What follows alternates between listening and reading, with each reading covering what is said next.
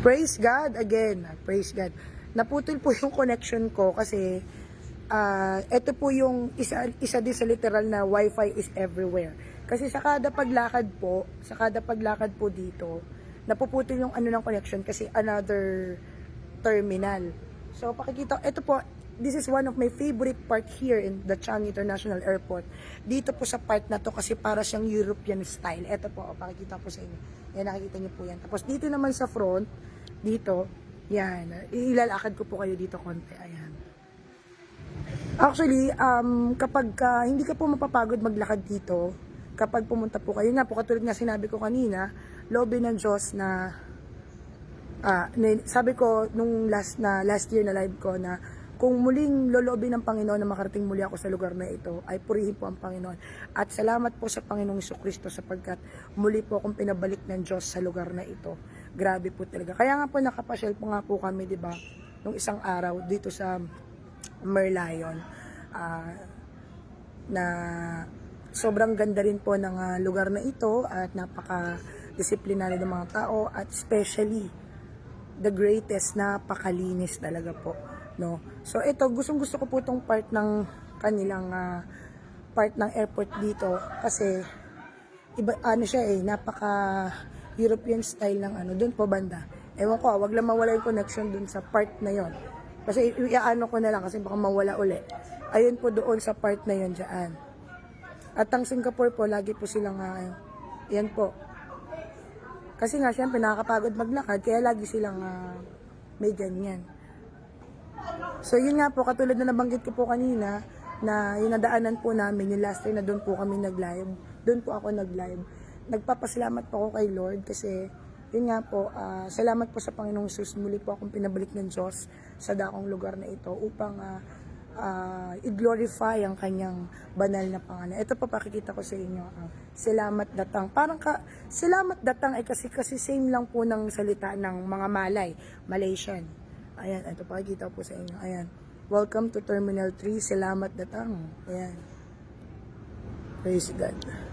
Kasi nung nagpunta po kami ng Malaysia, parang ganyan yung salita nila. Oh, no. Salamat. Pero sa atin naman, salamat. Salamat. Parang sa atin sa Tagalog, salamat, salamat, O Jesus, sa pag-ibig mo. Purihin po ang Panginoong Jesucristo na taga Nazaret. Alam niyo po mga kapatid, grabe po talaga ang pribilehiyo ng Panginoon.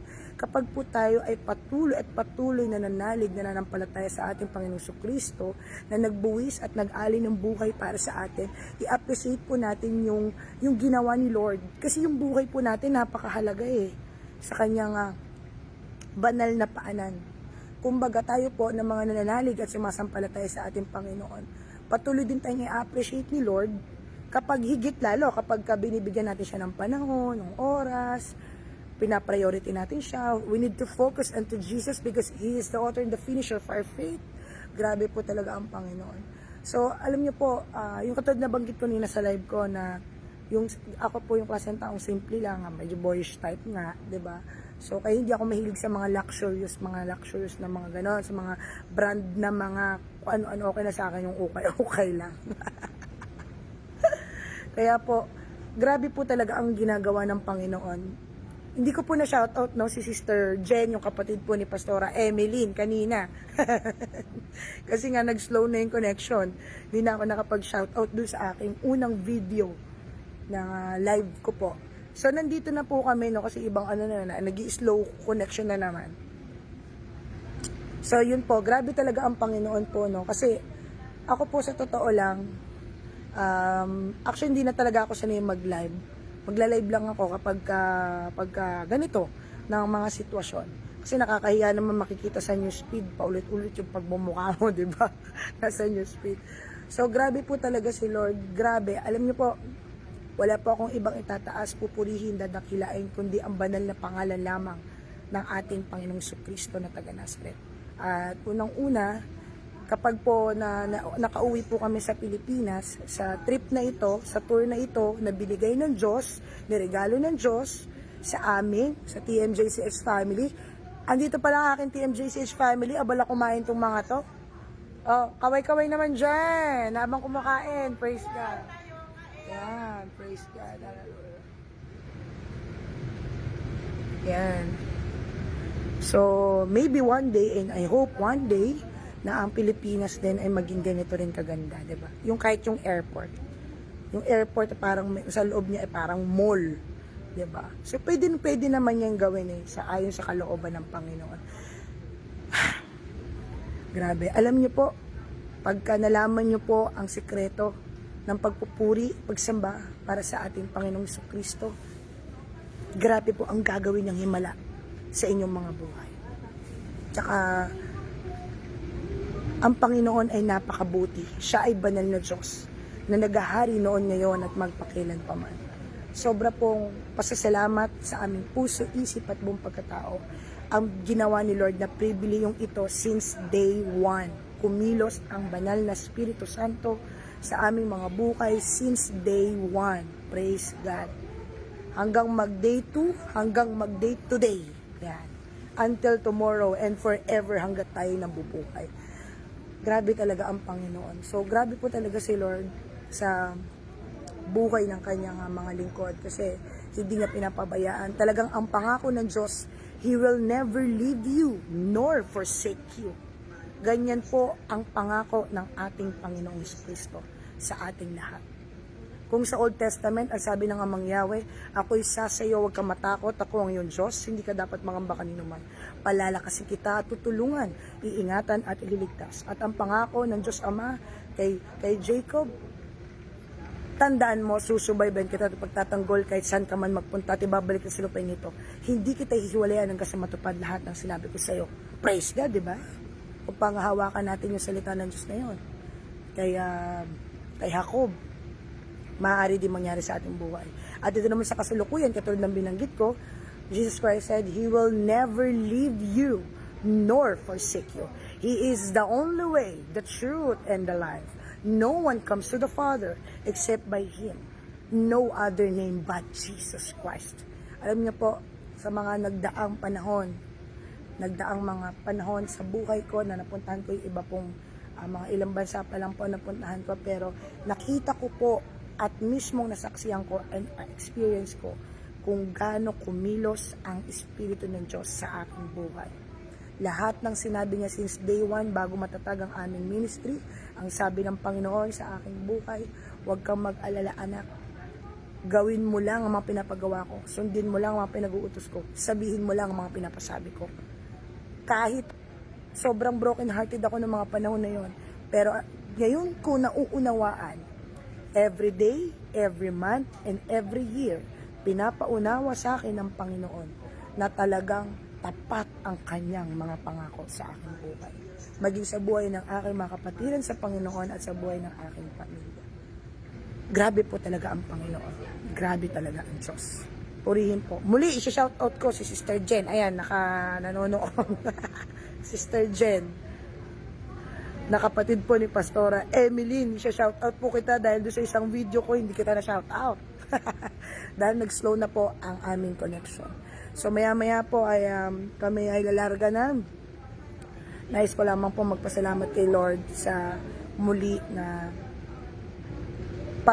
pagdala niya sa amin sa lugar na ito. Talagang grabe sa Lord. Kapag kalooban ng Diyos, walang makakahadlang. Kapag ayaw naman ni Lord, kahit anong gawin mo, wala kang magagawa. Pero kapag kalooban ng Diyos, all things are possible with the Lord Jesus Christ. Patuloy po tayong manalig, patuloy po tayong manampalataya sapagkat walang imposible sa Panginoon. Alam niyo po, ini-encourage ko po ang lahat mula sa mga kabataan natin, nahawakan ko mga kabataan, mula sa bata hanggang sa kabataan, hanggang sa mag-church po kayo, hanggang mag-asawa hanggang tumanda po. Manatili po kayong nakakapit sa Panginoong Jesucristo. Katulad po yan ng sabi nga po sa kanta, ikaw ang puno, kami ang mga sanga, mananatili ka sa amin at kami sa Kanya. Ang sino mang pumasok sa iyong kaharian ay makasusumpong ng masaganang pastulan. Pasensya na po, wala ako sa tono. Pero ako po, wala akong pakialam kahit wala ako sa tono. Basta ako, nagpipraise ako kay Lord, nagwo-worship ako kay Lord, hindi naman tinitignan ng Panginoon yung ganda ng boses mo eh. Ang tinitignan niya, yung laman ng iyong puso. The way you worship Him, the way you glorify Him. Because nothing is impossible with the Lord Jesus Christ. At walang ibang isisigaw, kundi ang banal na pangalan lamang ng ating Panginoong Kristo na taga-Nazaret. He is the King of Kings and the Lord of Lords. He is Christ, the Messiah. Hallelujah. Praise God. Grabe talaga ang Panginoon. Kaya alam niyo po, pagka nakita niyo po ang pagkilos ng Espiritu ng Diyos sa inyong buhay, ang masasabi niyo lang talaga na lagi ko sinisigaw at aking tagline, grabe talaga si Lord. Yun po ang masasabi ko. Kaya ayun nga po, purihin po ang Panginoon sa buhay natin lahat. At saglit lang po ito dahil kakain na po ako'y nagugutom na. Praise God. Ayun po, muli ko kayong iikot, no? Sobrang haba kasi nito, napapagod na ako maglakad. Na-tour ko naman na kayo last year. Nawala yung live ko na yun kasi na-delete ng 30 days. Pero nasa YouTube naman po namin. Kaya every video po namin ay uploaded. At saka lahat po ng naranasan po namin na pinaranasan Diyos sa amin dito, i-upload ko po lahat yan. Kasi gusto ko pong si Lord i-flex at talaga ang Diyos. Wala akong ibang piniflex kundi ang banal na pangalan ng Panginoong Kristo. Praise God. Mag-ingat po kayo. God is always with you, Pastora Reverend Precious. Salamat po, Sister Jen, sa napakagandang mensahe na yan. Comment. Huwag kang mag-alala, meron kang pasalubong kay Pastora Emmy. Yung kain ng kain, no? Ito. Ayan, no? Kain ng kain, no? Ayan, no? Teka, against the light ba? Isa pa. Yarap kita. Mine sa pasalubong. Ay, hindi, yung kinakain ba ni Pastora Emeline. Mine daw sa mga pasalubong. Ayan. Ayan. Praise God.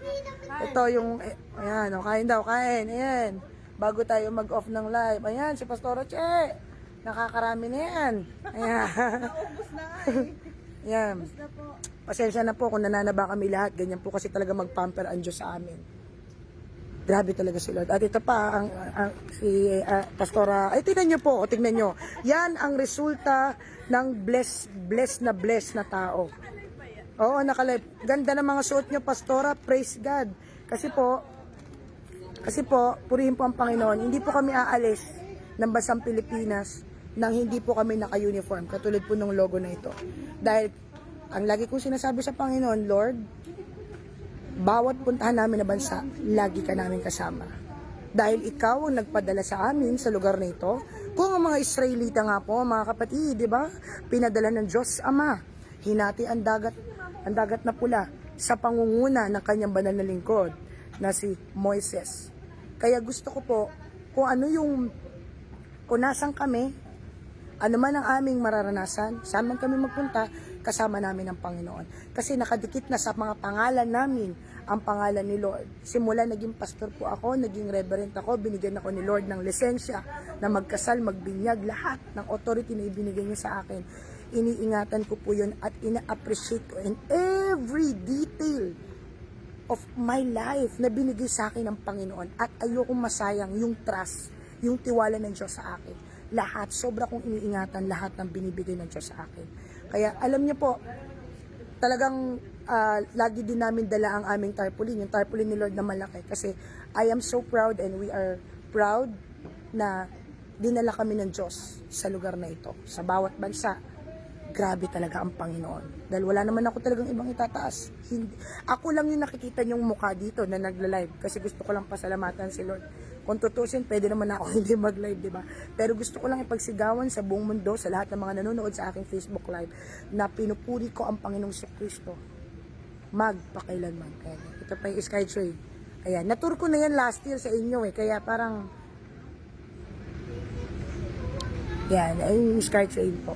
So, purihin po ang Panginoong Kristo. Siyempre, may ginagamit si Lord ng mga tao upang i-glorify ang kanyang pangalan. Kaya nga tayo nilikha, di ba? Ang sanlibutan ng mga tao para siya ay purihin, dakilain, sambahin, itaas ang kanyang banal na pangalan. At wala namang iba. Hindi ka dapat ikaw ang mag-glorify, hindi ikaw. Di ba? Kaya nga po, sa bawat alis namin, alam niyo po mga kapatid, sa totoo lang, kaya pare-pares ang uniform namin, ganyan ko po dinidisiplina ang aking mga kapatiran sa Panginoon. Kasi, ang paglilingkod sa Panginoon, number 1, kailangan may disiplina po, mga kapatid. Di ba?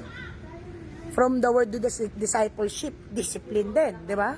Kaya kailangan po natin ng disiplina bilang isang lingkod ng Diyos. Kaya purihin po ang Panginoong Kristo. Kaya ito po, yung pangalawang live ko na to, at ayoko nang humaba pa.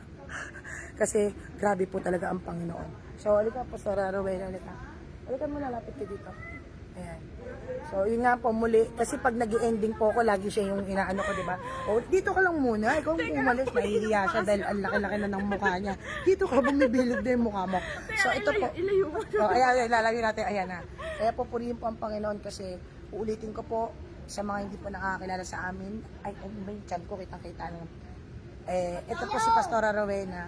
Hindi pa siya naging pastor. Assistant ko siya everywhere. At saan kayo magpunta. Mula sa pinakailalim ng lupa tuloy. Sa ilalim ng impyerno yun. Nasa ilalim ng karagatan, 20 feet. Kasi nung nag-scuba diver po kami, pero hindi kami marunong lumangoy, ha. Magkasama na po kami yan. At up to present and future, magkasama kami. Kasi nga, grabe talaga ang Panginoon. So, ayan, dito mo, pruweba. Kasi nung hindi po kami nagkakilala pa niyan, ang payat niyan, payat siya. Pero nakilala niya po ako. Dahil mahilig po akong kumain, kasi na-appreciate ko lang naman yung pagkain binibigay ni Lord, di ba? Kaya, ayun, si Elisha na yun, ayun. Kaya, grabe po talaga ang Panginoon. So, isa-isayin ko na lang ulit sila. Mamaya ka ulit, iuhuli kita. Pastora Che, ayan, ito naman po yung ninang ko, dahil wala na po akong nakinikilalang ninang pa. Wala naman yung ninang ko, yung talagang kilala kong ninang ko, matagal na siyang yumao. Matagal na po yun na namatay. Yung binyag po, anong baby po ako. Ito pong ninang ko, ina-appreciate ko to sa aking buhay. At lagi itong may kape sa akin. Ay, gatas pala iniinom mo. Baby pa kasi siya, kaya gatas. Ay, ano ba yan? So ito po kasi si Pastora Che. Ninang ko po to sa pagiging reverend ko, sa pagiging pastor. At nung naging pastor siya, salamat sa Panginoon. Amen. So, grabe talaga siya. Ito pong pisngi niya, normal na po yan, ha, chabi-chabi. Kaya, mukhang busog si Pastora Rowena. Ito rin po, busog na busog. Kaya, grabe talaga yan. I-acknowledge ko lang po ang aking mga kapatiran sa Panginoon para masabi naman nilang hindi puro mukha ko lagi nandun sa live. Diba? Amen. Praise God, hallelujah. Yes, Lord, hallelujah. Praise God, hallelujah. Dali. Ito naman po ang aking kapatid, ang pangalawa kong ate, ayan. Walang lipstick. Oo nga, wala daw siyang lipstick. Wala, para ina-acknowledge ko Kumain natin. kasi, dahil pagkain mo. Oo, kaya ganun. Oh, praise God. Saan yung anak mo? Ito, ayan. First time ni Elijah David na mag-travel po dito sa Bansang. Singapore. Ito pa isang to. Napakakulit po nito. Sakit na ng ulo ko rito sa batang to. Pero pangalawang taon na din po niya, no? Praise God. Ano sisigaw, Gab? Singapore youth. Susal mo. Singapore YouTube. Oh. At ito naman, ang isa ko pamangkin na si Elisha Naomi. Ang sigaw mo? Singapore YouTube. Praise God. Hallelujah. So, ayan po sila. Ito naman po ang aking nanay, no? Yung toothbrush ni Mama. Nadala ko na naman po for the second time around ang aking nanay. Ang aking napakagandang nanay. Praise God. Praise be the name. Ayan. O, kaway-kaway. Ayan. Praise God. Hallelujah. At ito rin, ang isa sa malulusog naming mga kasama sa Panginoon. Pero nakilala na namin siyang malusog na at lalong lumusog. Halika rito yung kapatid mo. Ayan, o. Ang popogi ng mga bata at ganda. Praise God. Ayan. Ay, nanonood kapatid mo. Shoutout mo. Shut up. Shout Shout out po. Nakalibis po. Ay, ano mo? Ang ahang pagkain. Praise God. Praise Hallelujah. God. Shout out po kay Sister Jen. Ayan na. At ito naman po ang aking ate. Ayan. Ang pinakamatindi kong ate. Yan. Oh. Pagpalang araw sa inyo lahat. Ayan. At anak sa hello, Daddy. Nagsalubong ang landas nila ni Kuya Seth dahil umuwi din po kaso nandito po kami. Praise God. Hallelujah. So purihin po ang Panginoong Kristo na taga Nazaret sa ating mga buhay. Pinakilala ko po muli, pasensya na po sa mga mukha naming lahat, pero bihira naman kami mag-live. Purihin po ang Panginoon sa buhay po ng bawat isa sa atin. Patuloy po tayo manampalataya sa ating Panginoong Hesus sapagkat walang imposible sa ating Panginoon. Hallelujah. Maraming po salamat po sa lahat po ng mga nanood sa live ko na ito. Patuloy po kayong pagpalain ng Panginoong Kristo. God bless us all and to God be all the glory. Hallelujah.